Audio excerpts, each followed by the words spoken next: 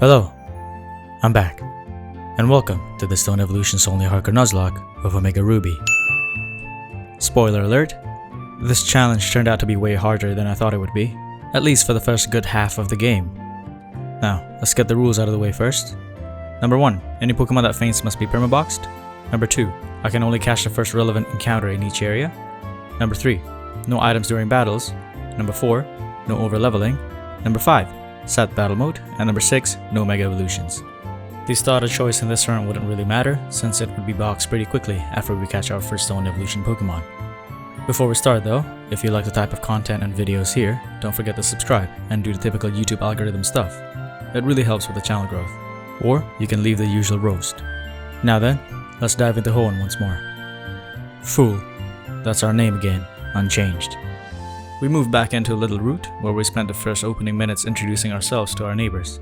Once again, we found the professor getting jumped by a Poochyena, so we chose a Torchic to eventually help him out. The mutt was quickly burnt to crisps, and we were invited to his lab, where we named the Torchic Crispy. We were forced to battle his daughter, so we had no choice but to head up there and assert our dominance. That last Torchic was obviously a defect, so we got a new one and named him Crispy version 2. Crispy version 2 bulked up for a bit before the May fight, so asserting our dominance this time went on without a hitch. Finally, we can get on with the run. Our first official capture would come at Route 102, and it was down to luck. We would either get a Ralts or a Seedot, since we're playing on Omega Ruby. In the end, we encountered a Seedot first, so welcome to the team. This acorn Pokemon would be named Nut Momo, since an acorn is indeed a nut. At this moment, it dawned on me that up until Winona's Flying Gym, I would only be able to catch 2 more Pokemon, the Oddish and Rosalia line. And to make things worse, I chose to play on Omega Ruby, meaning I would have 3 grass Pokemon in my team, facing off against the fire-type majority of Team Magma's Pokemon. But no matter, I was up for the challenge. The first one of them all was leveling up Nut Momo, which almost made me go crazy. Nut Momo only has Bite as an attacking move to start with, so leveling this little guy took a lot longer than I would have envisioned at the start. Before we continued with the game, we helped Wally out with his first Pokemon as usual, and we got right down to it with super training, fully optimizing Nut Momo's EVs. 3 hours and about 1,000 near-death experiences later, we were progressing with the game. To make things faster, I drained all of Nut Momo's moves and took down this Magma Grunt's Poochyena with struggle. However, this ungrateful bastard of a scientist decided to heal Nut Momo, putting all the effort to drain the PP in vain. We somehow made it to Rustboro safely while dodging the majority of the trainers, and could finally breathe easier. After completing a couple of more battles, salvation dawned. Nut Momo was finally able to evolve, attaining his second form, and Nuzleaf. To no one's surprise, Roxanne was an absolute breeze. With Nut Momo EV trained in attack and speed, he spammed Razor Leaves and hurled them at Roxanne's 2 Geodudes and Nosepass, finishing the battle unscathed. First gym done, and thanks for looking up. That is, until I remembered the next gym is a fighting type gym, and Nut Momo already had a secondary dark typing. Things weren't looking up as much. But I was sure that we would find a solution, so we saved Pico from the Magma Grunt and sailed on to Dewford. Before facing off with Brawly, I came to the conclusion that the only way I could finish the second gym was to evolve Nut Momo early. So, I hopped on the secret super training level and acquired a Leaf Stone from the Venusaur course. But Nut Momo grew up so fast, evolving into a shifter already. Now, we were ready to face Brawly. After a short flexing session, Brawly sent out his Machop, and I let my only Pokemon, Nut Momo, who doesn't look anything like a nut at this point. Nut Momo used Razor Leaf and took the Machop's health down to yellow. The Machop retaliated with a Karate Chop and took a nice chunk of damage. If Nut Momo hadn't evolved, I think he would have died right there. 1 Razor Leaf later, the Machop was taken out. Brawly's Makuhita was next, and surprisingly went down to 1 Razor Leaf. Second gym done, and it was surprisingly not very challenging at all. We delivered the letter to Steven and listened to his ramblings on some lore and plot. We went back to Mr. Briny and sailed over to Slateport. Before anything else, it was time to add another member to the team.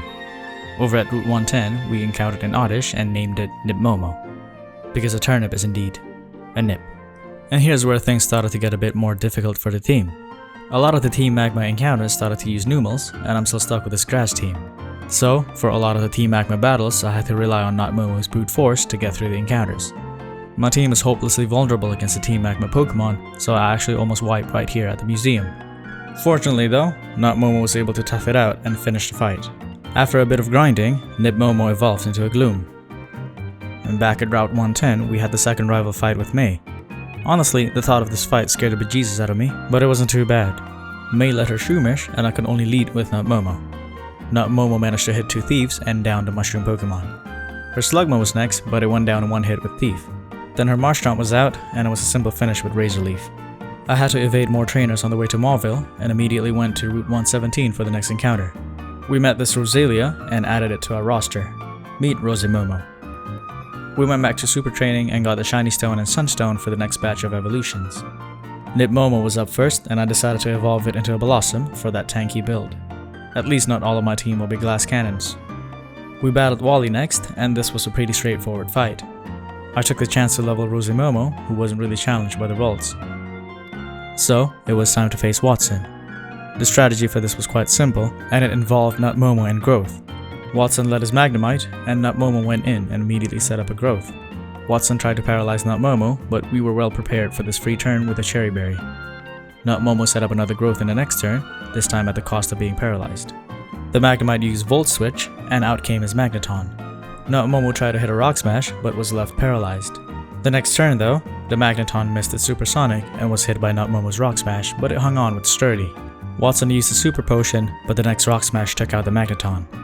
The rest of the fight went pretty smooth, as Nutmomo tore through the Magnemite and Voltorb with Rock Smashers and Razor Leaves. Third gym done, but the hard part had just begun. We evaded most of the trainers on the way to Falarbor, where we were met by May's call for help. Before we helped Professor Cosmo though, Rosemomo evolved into a Roserade to help boost our firepower. We breezed through the Team Magma double battle and observed as more of the game's plot unfolded. We were to leave for Mount Chimney, where we would first battle Maxie, Team Magma's leader, who has a Camerupt, a dominant Fire-type Pokemon on his team. We began the battle, and Maxie sent out his Mightyena. Rosemomo was up first, and hit a critical hit Giga Drain and managed to one-shot the Mightyena. The Camerupt was up next, which has a Fire Ground typing, meaning Grass-type moves will damage it normally. Rosemomo hit first with Giga Drain, and the Camerupt wasted its turn with Amnesia. One drain later, the Fire Camel was down and out. Finally, it was time for Maxie's Golbat. I switched for Nutmomo, who was hit by a Confuse Ray on the switch-in. Nutmomo was hit by an Air Cutter the next turn, and topped it off with a self-hit because of the confusion. The next turn, the Golbat hit another Air Cutter, and Nutmomo barely survived. He hit back with Thief, and took out a really good chunk of the Golbat's health.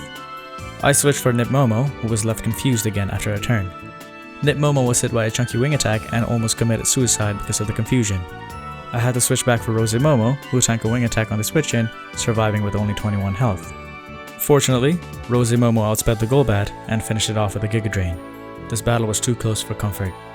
We managed to stall Maxie and got the Meteorite from him. Now, we were able to head down the Jagged Pass and head over to Lava Ridge. After a short session of grinding and preparation, we went ahead and challenged Flannery for the 4th gym. She sent out her Slugma first, and once more I led Nutmomo. Nutmomo set up a Swords Dance, and the Sligma set up a Sunny Day. The next turn, Nutmomo hit it with a Thief, and one-shotted the Ligma. Next was Flannery's Torkoal, and here I made the decision to sack Nutmomo. Nutmomo went for his final Thief, which took down the Torkoal's health down to yellow. The Fire Tortoise hit back with Overheat, which instantly killed Nutmomo.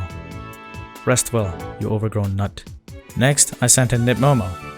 Here, the strategy was just to tank more overheats, which has had its damage greatly reduced at this point. The back and forth between the Torkoal and Nipmomo went on for a while, but eventually things got too hot for Nipmomo. I switched for Rosemomo, who tanked a really small overheat on the switch-in. Rosemomo used Giga Drain, and the Torkoal finally went down. The following Numel was short-lived, as it was quickly finished by Rosemomo. We got our 4th badge, but it came at a great cost. You'll be fondly remembered, Nutmomo. We went back to Petalburg to challenge our busy father who never has time for our mother, Norman. This battle was a very refreshing scene after losing Nutmomo, as it was quite easy for Rosemomo to handle. Rosemomo took the first 2 turns to set up growths, evading sleep with a well-placed Chesto Berry. She would then spam Giga Drains, taking out father's team with ease. And now, we're faced with the hardest challenge so far, challenging Winona with only 2 Grass-type Pokemon. Making our way to Fortree is no small feat either. We needed a Surf Slave to begin with, so we caught a Zigzagoon, naming it Omnislave. We surfed over the small channel and were met with Steven once more. A Latias approached us, seeking help. We quickly dealt with the looming Team Magma grunt and admin, and apparently the Latios wanted to come along. I didn't reject the help, as it could prove to be a useful Fly Slave. He was named Fly Only. After another session of evading trainers yet again, we ran into more of Team Magma at the Weather Institute. This time, it was Admin Tabitha. We walked up to him and challenged him to a battle, where he sent out his Camerupt. Rosemomo was on the scene once more, opening with a Giga Drain, which took more than half of the Camerupt's health. The lava plume was kind of nerve-wracking, but Rosemomo survived and finished off the camel with yet another Giga Drain. We saved the Institute and yoinked the Mystic Water from the cast form before putting it in the box. Even though things ended in good spirits in the Institute, more challenges await us on the way to Fortree City. May caught up with us, resulting in a Pokemon battle. May sent out her Shroomish first, and Rosemomo was up first. Rosemomo set up a growth in the first turn, while the Shroomish fired off a Worry Seed. Rosemomo spent the next 2 turns setting up more growths before finally one-shotting the Shroomish with a Giga Drain. The Slugma was next, and Rosemomo's Poison Sting didn't do too much, while the Sligma barely did anything with Mist. 1 Giga Drain after, the Ligma was down. May sent out her Marshtomp last, but it wasn't even a fight. May took the loss well and gave us the Fly HM. When we got to Fortree City, I immediately booked it to where Steven was east of the city and got the Devon Scope. I tried to hightail it past Fortree in hopes to catch more Pokemon for the Winona fight, but this dude stopped and told me to beat Winona first. I guess we really have to beat Winona with just 2 Grass-type Pokemon. So, we headed back to Fortree's gym and challenged this contemporary dancer. She sent out her Swallow first, and I led with Rosemomo. My strat was basically to stack growth every chance I get, and slowly take out her Pokemon while healing with Giga Drains. Rosemomo was able to set up a growth, but got hit with a chunky Aerial Ace. Fortunately, in the next turn, Rosemomo's Giga Drain was able to one-shot the Swallow. Next was the Pelipper, who more often than not always opens with a Protect, so I took the chance to set up a growth. The next turn, I set up yet another growth, while tanking an Aerial Ace. Rosemomo tanked the damage like a champ, poisoning the Pelipper at the same time. Next, Rosemomo Giga Drained the bird, one-shotting it as well. Winona sent out her Skarmory next, and I went for a Giga Drain, weary of the Skarmory's damage output. Surely enough, we recovered enough health to tank an Aerial Ace hit. Rosemomo fired off yet another Giga Drain, taking out the Steel Bird. And finally, it was time for the Altaria. Rosemomo used Giga Drain to recover some health and tanked the Altaria's Earthquake. The next turn, Rosemomo Giga Drained the bird once more, leaving it in the red. Unfortunately, the health recovered wasn't enough to tank the next hit, and down goes Rosemomo. This was really painful. All of my hopes rested on Nipmomo, who was able to tank most of the damage from the Altaria. The battle quickly turned into a Poison Stall battle, with Nipmomo recovering health every now and then with Mega Drain. Even though the Altaria kept healing with Roost, Nipmomo's relentless offense continued, and after a long battle, Nipmomo was able to hit one final acid, taking down the Altaria. This was a huge relief, as I was quite skeptical of this fight during the lead-up. I wasn't sure if I were going to be able to beat this gym, much less finish the rest of the run. But with the heroic efforts of Rosemomo and the willpower of Nipmomo, we made it through. I booted up the PC and laid Rosemomo to rest with her fellow hero, not Momo. We made our way out of Fortree and avoided just about every trainer on the way there. We immediately made a beeline for the Safari Zone, where we found a Pikachu and captured it. He was named Chumomo. Right after, we made our way past the cemetery and climbed to Mount Pyre's exterior, where we captured a Vulpix. She joined our team and was named Foxmomo. After EV training, we spent a fair bit of time grinding for the necessary evolution stones. As we were grinding our newcomers, we tuned into the BuzzNav and witnessed this horrific and vulgar interview. Why would anyone say this on national TV? Chumomo ate a Thunderstone and evolved into a Raichu. Foxmomo followed suit and evolved into a Ninetales. Over at Lily Cove, we met May once more, and she challenged us to a battle. She led her Swallow, and Chumomo was up first. Chumomo used Thunderbolt, one-shotting the bird. May sent her a Swampert next, and I switched to Nipmomo. Nipmomo switched in scot-free and downed the Swampert with a Mega Drain. Next was May's Macargo, and I switched to Foxmomo, who tanked a Rock Slide. Foxmomo used Dig, which eventually one-shotted the Macargo.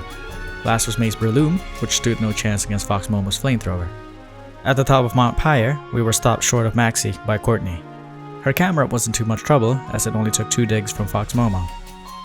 We witnessed the red orb being stolen by Maxie, and the old couple who guarded the orbs gave us the blue one, just in case we needed. What could go wrong?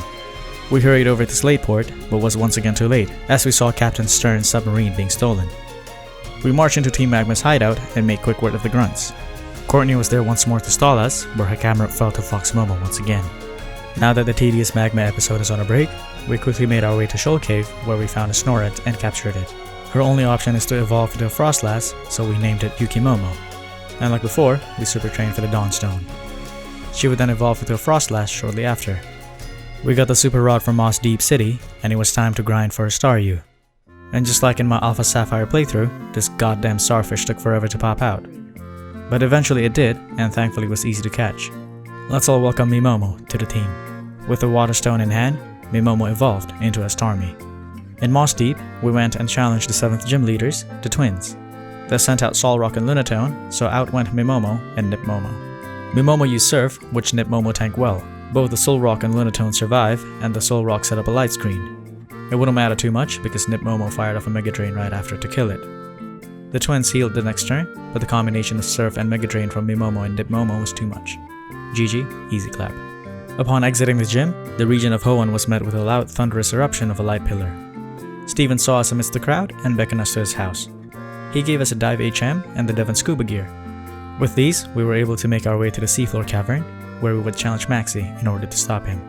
Maxie was at full confidence after beating Archie, and rambled on for a bit about making this world a better place. The battle started, and he sent out his mighty Inna first. Mimomo took charge and downed the big dog with the Surf. Next was Maxie's Crobat, which got taken out swiftly with a Psychic. Last was his Camerupt, who Mega evolved into a Volcano Camel, but got taken out with a Surf nonetheless. Easy. The region of Hoenn kind of went crazy hot, even Maxie was surprised. Apparently Groudon didn't really care about the well-being of the populace, they just wanted to bask in the hot sun. Sutopolis was particularly in danger, so we flew there real quick and was introduced to this specimen of a man. At this point, the game was trying to hype up the coming battle with the ancient Pokémon with all these talks of the world ending. May even got some screen time again, just to friendzone us. Was a coffee date too much to ask? In any case, we went deep into the cave, rode on Groudon's back, and witnessed a primal reversion or something. Didn't really matter, it got Master Balled. It was named Hot, and peace returned to Hoenn. Archie was grateful, Maxie was kind of sorry, and Tabitha's kinda hot for Maxie. We were still friendzoned, of course, and Steven left us. Now that the ancient Pokemon battle is behind us, the Pokédex opened and left us with more encounters. We went to the sky with Latios and encountered a Murkrow. We successfully captured it and named it Hoenn. With the Dust Stone in hand, Hoenn evolved into a Honchkrow. The final addition to the team was still in its egg form, the second one given by the lady in Lava Ridge to be exact. We rode around Rutsboro for a while and witnessed its hatching into a Togepi. It was named Tomomo. It's precious. The next couple of hours was spent grinding Tomomo, which evolved into a Togetic. Before anything else happens though, we had to go up and face this epic sample of a specimen, Wallace. He let his Love Disc and we let Chumomo. Chumomo one-shotted the Love Disc with a Thunderbolt and Wallace sent out his Wishcast next. I immediately switched to Nipmomo, who tanked an Earthquake on the switch-in. Of course, Nipmomo was left unfazed. The Mega Drain that followed after took out the giant Mudfish. Wallace sent out his Ace Milotic next, and I switched for Chumomo in fear of his Ice Beam. Chumomo tanked the Ice Beam well, and fired off a Thunderbolt, which left just a smidge of health. The Hydro Pump that followed after gave me a heart attack, but Chumomo was being a real stud and hung on. The Milotic healed, and Chumomo fired off 2 Thunderbolts and sealed the deal. The 2 Pokemon that followed the Milotic also stood no chance to Chumomo's Thunderbolts. With this, we got all 8 badges we needed to qualify for the Pokemon League. After another bit of grinding, Tomomo finally evolved into a Togekiss. Before we could face the Pokemon League's Elite Four though, we were ambushed by Wally, over at this picturesque grass patch. We couldn't say no, so into battle we go. Wally sent out his Altaria, and I let Yukimomo. Yukimomo outsped the Altaria and took it down with 1 Ice Beam. Wally sent out his Magneton next, and I switched to Fox Momo. The Magneton didn't really put up a fight, and was taken down with 2 Flamethrowers. Fox Momo went on and took out Wally's Delcatty and Roselia with more Flamethrowers. Last was Wally's Gallade, so I switched to Tomomo. It Mega evolved, but Tomomo was way too tanky for the slashes it was dishing out. 1 Dazzling Gleam later, the Gallade bit the dust. Wally was quite thankful we beat him, and gave us a Dawnstone. We tossed it away, having no need for it. Wally was never our friend. After all the hardships we had to endure at the beginning, we were finally at the Elite Four. Here's the final team composition. Hoenn the Honchkrow, Yukimomo the Frostlass, Chumomo the Raichu, Mimomo the Starmie, Foxmomo the Ninetales, and finally, Tomomo the Togekiss. First up was Sydney and his team of Dark-type Pokemon. I wish I had more to say about this battle because it was all about Tomomo. Tomomo fired off 5 Dazzling Gleams and pretty much wiped all of Sydney's team. The only damage she got was from the Sharpedo and Shiftry. We went on and faced off against Phoebe, the Ghost-type specialist. It was time for Hoenn to go first, and she did it in style. Night Slash after Night Slash she dished out, wiping all of Phoebe's team. Another easy Elite 4 win, and we progressed further. We were met with Glacia, Hoenn's Ice-type Elite 4. She led her Glalie, and Fox Momo was up first. Fox Momo outsped the Glalie and one-shotted it with a flamethrower.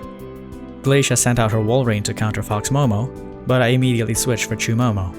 Chew Momo tanked the serve on the switch-in, but comfortably survived. One Thunderbolt later, the Walrein was electrocuted. Glacia sent out her own Frostlass, and I switched back for Fox Momo. The Frostlass went for a Confuse Ray, which unfortunately was able to hit. Fox Momo spent the next 2 turns hitting herself, but finally managed to pull off a Flamethrower, which one-shotted the Frostlass. Glacia's other Frostlass was sent out, but it died the same way. Her second Glalie was next, which surprisingly outsped Fox Momo. It was futile though, as Fox Momo promptly disposed of the Glalie. Third Elite 4 down, 1 to go. Next up was Drake the Dragon Trainer, and Yuki Momo's time to shine. He sent out his Altaria first, and Yuki Momo went on and fired off an Ice Beam. She took no prisoners, as the Altaria went down in 1 hit. The rest of the battle pretty much went down the same way, as Yuki Momo was able to outspeed the team and one-shotted each one with Ice Beams. The only exception was Drake's Kingdra, which took 2. Either way, Yuki Momo bagged an easy win. We beat all of Hoenn's Elite 4, and it was time to face the champion himself, Steven. He shared his lukewarm sentiments, which I didn't really read, and we went on and battled. He led Skarmory, and I led Chew Momo. Chew Momo fired off a Thunderbolt, but the Skarmory hung on with 30. The Skarmory hit his Toxic and healed. 2 Thunderbolts later though, Chew Momo was able to take out the Steel Bird. Next was Steven's Aggron, and I switched to Hoenn Momo to evade its Earthquake. Next, I switched again, this time to Mimomo. However, the Stone Edge hit from the Aggron hit a bit too hard, leaving Mimomo with less than half health. I decided to switch back to Chew Momo, who evaded the switch in Stone Edge. Chew Momo unfortunately missed his Focus Blast and died to Aggron's Earthquake. I switched for Tomomo in hopes to save Mimomo for later. I decided to sack Tomomo here and just went for a Shadow Ball. It did a nice chunk of damage, but the Stone Edge from the Aggron almost killed it. Tomomo went for an Ancient Power next to avoid the Aggron healing, and in a nice turn of surprise, the Aggron missed his Stone Edge. The next turn, Tomomo finished off the Aggron with a Shadow Ball. Steven's Cradily was next, and I switched for Yuki Momo, who was poisoned by a Sludge Bomb on the switch-in. Yuki Momo used Ice Beam, which amazingly froze the Cradily. Steven would then heal his Cradily, but that meant Yuki Momo got 2 free Ice Beams, taking down the Cradily. Steven then sent out his Armaldo, and I decided to sack Yuki Momo here. Yuki Momo hit her Blizzard and went down to Armaldo's Metal Claw. Rest well, Yuki. Mimomo was up next, and easily disposed of the Armaldo with a Surf. The following Claydol also went down to a Surf. Now, we only have Steven's Metagross left, and we should have this in the bag, right? Well, you could not be more wrong. I made the mistake of switching to Fox Momo immediately, and it was absolutely demolished by Giga Impact. She didn't even have a chance. And from here, I could only watch as more and more of my Pokemon fell victim to this godforsaken Steel Crab. Tomomo was able to fire off a Shadow Ball, but it was taken out with a Bullet Punch. Mimomo was next, and it was able to hit a Surf, but it wasn't enough. Just a little bit left. Mimomo went down to a Giga Impact, just like Fox Momo. The only one I had left was Hoenn Momo, and at this point, Steven was out of healing items. Hoenn Momo hit her Night Slash, and we successfully beat the Hoenn champion, becoming champion ourselves. We celebrated the victory with Professor Birch and May, and went to record our feat in the Hall of Fame. Challenge completed. Right? Of course, life could never be that easy. We still had this bonus fight with May, and it was just too much for Hoenn Momo. She was able to take out May's Raichu, Macargo, Breloom, and Swallow, but things were just too much once May's Swampert came out. All of her comrades have fallen, and she joined them in heaven. At this point, with the other things I was juggling in life, I was pretty satisfied to call it here. To redo it up until this point would mean investing about the same amount of time I took to get here. We beat the champion, and was able to go up until Death's Door with Hoenn Momo. I'm not entirely sure at which point the Omega Ruby Nuzlocke challenge is considered completed, but I suppose I could call this half done. If I have more time in the future, I would definitely do it again. This was quite fun. I did load a save from before the May fight, and tried out different scenarios where Hoenn Momo could have a chance of winning. At the end, I did it with a flinch on the Swampert, but it took about 10 or so tries. It's definitely possible, but not in that moment in the Nuzlocke. In any case, I hope you enjoyed this video. The Stone Evolutions challenges are definitely one of my favorites to do. I'll see you in the next one, and let me know what you guys want to see.